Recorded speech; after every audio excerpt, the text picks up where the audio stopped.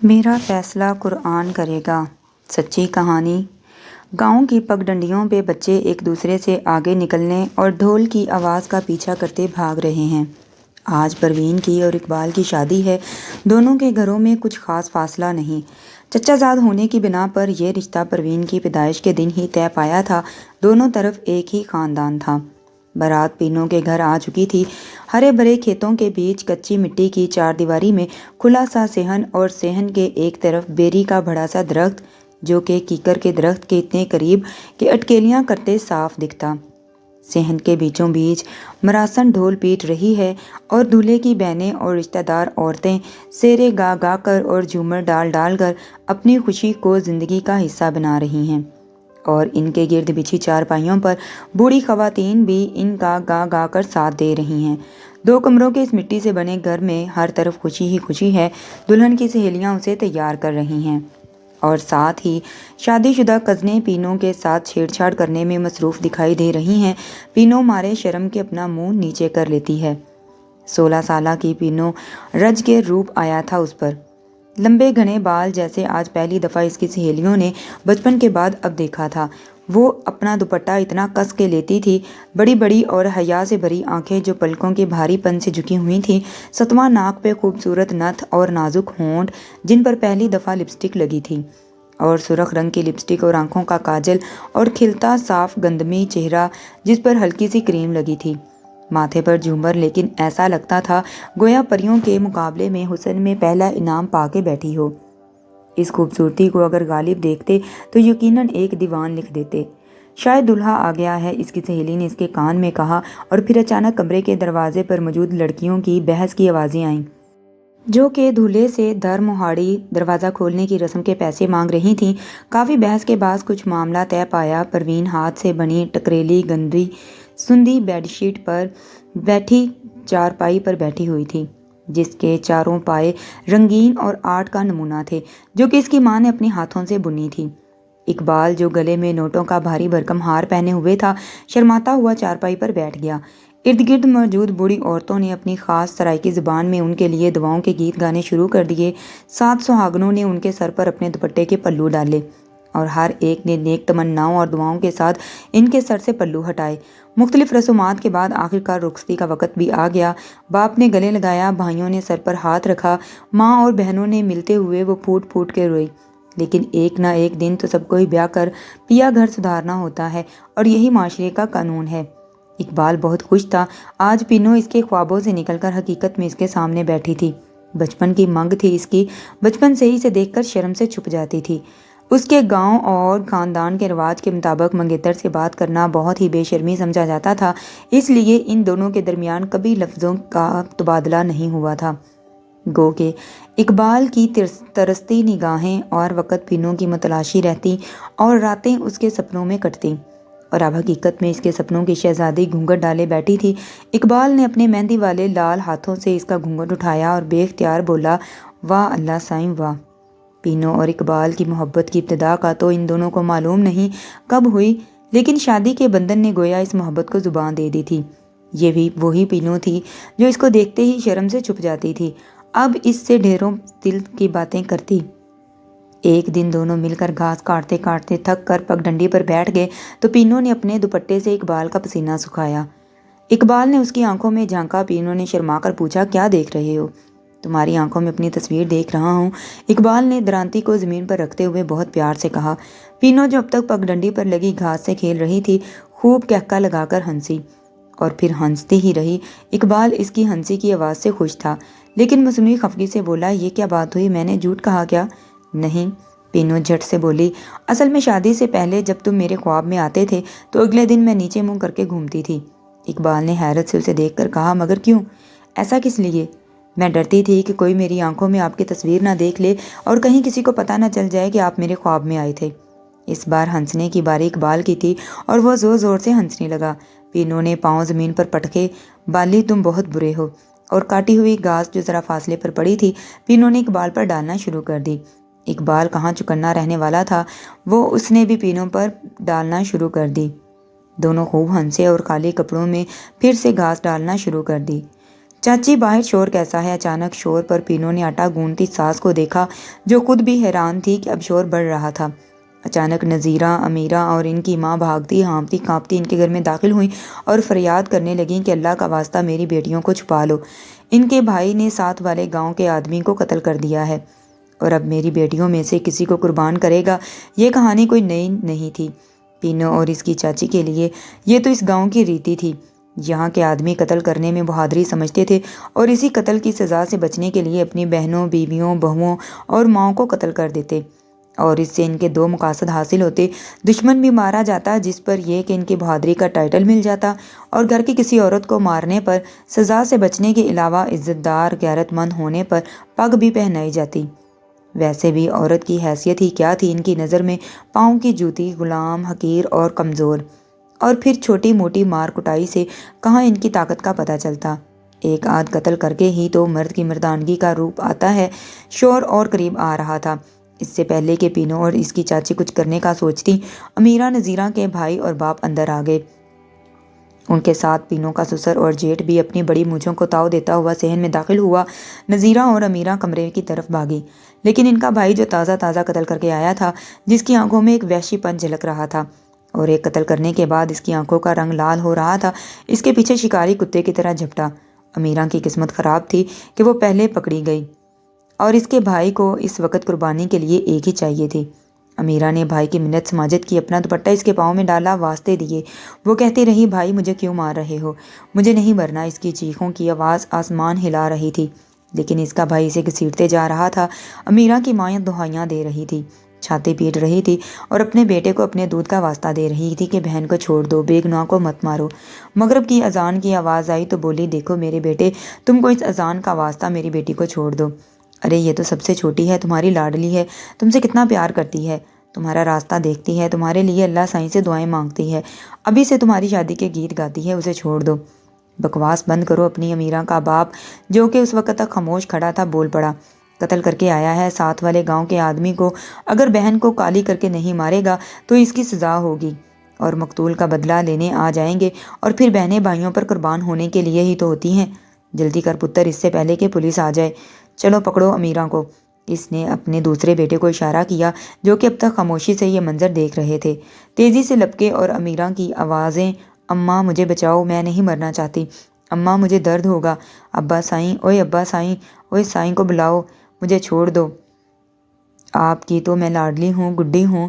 امیرہ کے باپ نے اس کے سر پر ہاتھ رکھا، میں مجبور ہوں، اور بیٹوں کی طرف اشارہ کیا، دیر مت کرو۔ پینو اور اس کی ساس جو شروع سے رو رہی تھیں اور اسے بچانے کے لیے آگے آ رہی تھیں، وہ بھی واسطے دینے لگی، چاچا اللہ کا واسطہ ظلم مت کرو، خدا کے قہر سے ڈرو۔ لیکن اس وقت کوئی بھی فریاد، کوئی بھی واسطہ، کوئی بھی آنسو امیرہ کے باپ کے فیصلے کو ٹس سے مس نہیں کر سکتا تھا۔ اس وقت اس کی بیٹی کی قربانی میں ہی اپنے بیٹے کی زندگی نظر آ رہی تھی، اور بیٹی بچا کر وہ گھاٹے کا سودا نہیں کرنا چاہتا تھا۔ آخر کو نسل تو بیٹوں سے ہی چلتی ہے۔ امیرہ کی ماں ان کے پیچھے باہر کے دروازے کی طرف بھاگی، لیکن اس کے شوہر نے اس کے بالوں سے پکڑ کر پیچھے کی طرف دھکا دیا اور بیٹوں کو باہر سے دروازہ بند کرنے کا کہا۔ امیرہ کی چیخوں کی آوازیں اندھیرا پھیلنے کے ساتھ ساتھ دور ہوتی چلی گئیں۔ اس کا دوپٹہ کچے صحن کے بیچ پڑا تھا اور اس کی ماں نے دوپٹے کو اٹھا کر گلے لگایا۔ آج امیرہ کی گڑیا کی شادی تھی۔ اس نے اپنی ماں سے خاص یہ سوٹ سلوایا تھا اور دوپٹے پر گوٹا اپنے ہاتھ سے لگایا تھا۔ اس نے دوپٹے پر گوٹا لگا کر ماں سے کہا، دیکھو اماں، میں نے اچھا گوٹا لگایا ہے نا؟ بڑے ادا، بڑے بائی کی دلہن کے کپڑوں پر بھی میں ہی گوٹا لگاؤں گی۔ اماں کتنا مزہ آئے گا، میں ادے کو خود مہندی لگاؤں گی۔ امیرہ کی ماں غم سے نڈھال تھی۔ پینو اور اس کی ساس اسے پانی پلانے کی کوشش کر رہی تھیں اور خود بھی زار و قطار رو رہی تھیں۔ بھلا کیسے اسے دلاسا دیتی؟ ادی اٹھو، پانی پی لو، ہم عورتوں کی تو قسمت ہی خراب ہے، اللہ سائی نے ہمیں پیدا ہی قربان ہونے کے لیے کیا ہے، اس لیے تو درباروں میں جا جا کر بیٹی پیدا نہ ہونے کی دعائیں کرتے ہیں، لیکن وہ بھی بادشاہ ہے۔ اماں، ہوا کی سزا جو ہم سے لے رہا ہے، کیا ہوتا ہم عورتوں کو بلی، کتا اور یا کوئی اور جانور بنا دیتا؟ ارے اس عورت بننے سے تو بہتر ہی تھا۔ چاچی اپنے غم میں بولے چلی جا رہی تھی اور امیرہ کی ماں اسے گلے لگا کر بین کر رہی تھی۔ ارے میری میرا کی گڑیا کی شادی تھی آج، میری بیٹی کتنی خوش تھی، مہندی لگا کر اس نے اپنے ہاتھوں پہ، ہائے میری بچی آج میری خوبصورت، بہت خوبصورت لگ رہی تھی، ہائے نظر لگ گئی میری بچی کو میری، اور ابا تو نے کیوں پیدا کیا؟ اگر میری گود کو میرے ہی بچے کے ہاتھوں اجاڑنی تھی۔ تو بین کرتے کرتے چاچی رحمت بے ہوش ہو گئی۔ पीनू खुद गम से नढाल थी। अमीरा सिर्फ इसके चचा की बेटी नहीं, इसकी सहेली भी थी। दोनों की उम्रों में ज़्यादा फ़र्क नहीं था। अमीरा पीनू से साल डेढ़ छोटी थी और घर भी पास ही था। दोनों के घर के बीच में एक छोटी सी दीवार थी जो ये आराम से कूद कर एक दूसरे के घर आ जाया करती थी।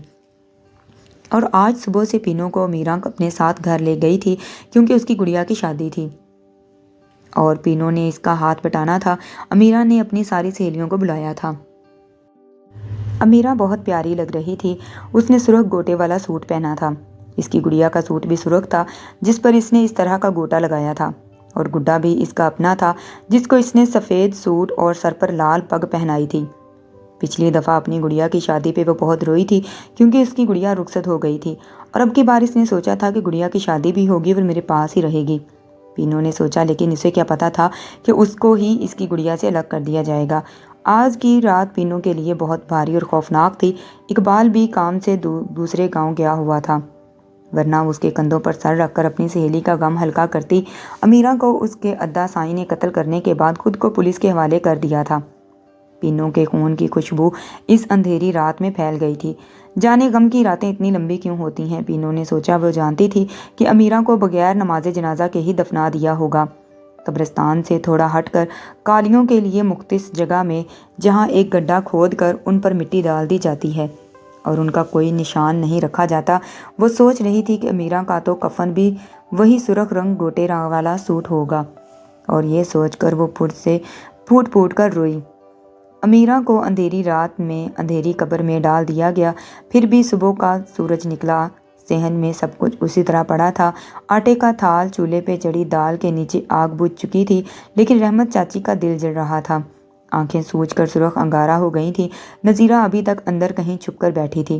पीनू की सास इसका हाथ पकड़कर बाहर ले आई।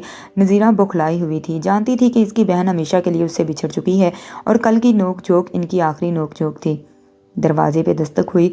चंद रिश्तेदार औरतें घर में दाखिल हुईं। पीनू की माँ भी इनके साथ थी। पीनू माँ से लिपट गई और फूट फूट कर रोना शुरू हो गई। अम्मा देखो ये क्या हो गया, अमीरा को मार दिया। एक मामर खतून जो उनके साथ थी पीनू से गोया हुई, बुरी बात है दी रानी, कालियों के मरने पर रोते नहीं।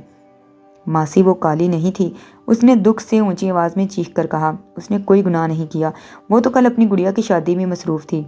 मामर खातून उसे नज़रअंदाज करके आगे बढ़ी और अमीरा की माँ से गोया हुई, अरे उठो भाई, कौन सी नई बात हो गई, ये कौन सा पहली दफ़ा हुआ है, खुद को संभालो। क्या तुमको याद नहीं तुम्हारे भाइयों ने तुम्हारी बहन को काला करके ज़िंदा दफन किया था? उसका दूध पीता बच्चा उसकी छाती से कैसे अलग किया गया? क्या सब कुछ भूल गई? इस तरह के दुख तो हमारे ख़ानदान की औरतें ऊपर से लिखवा कर लाई हैं। चल अपने घर जा, तेरा बेटा कल तक छूट आएगा। पंचायत इसको पग पहनाएगी। जो भी है, दिलेरी का काम था ये। चल, अगर रोएगी तो तेरी भी कब्र खोद देंगे। और हाँ, पुलिस तेरा बयान लेने आएगी। सरदार ने कहा है, तूने कहा है कि तेरे बेटे ने अच्छा किया जो बहन का कत्ल किया। वो गैरतमंद है और मुझे अपने पुत्र पर फ़ख्र है। मामर खातून जो अब तक ज़मीन पर नंगे सर बैठी रहमत चाची के पास बैठी थी, उठकर चारपाई पर बैठ गई और लंबे लंबे सांस लेने लगी, क्योंकि जो कुछ उसने कहा था उसका दिल जानता था कि उसने कैसे कहा है।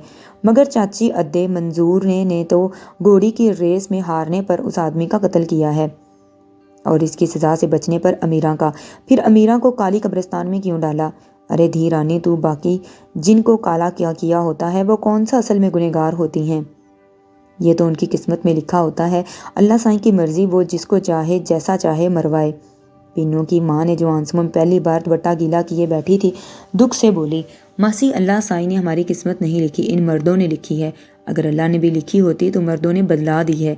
अरे करे कोई और भरे कोई, ये कहाँ का इंसाफ है? चुप कर पीनू की माँ, रहमते को ना भड़का।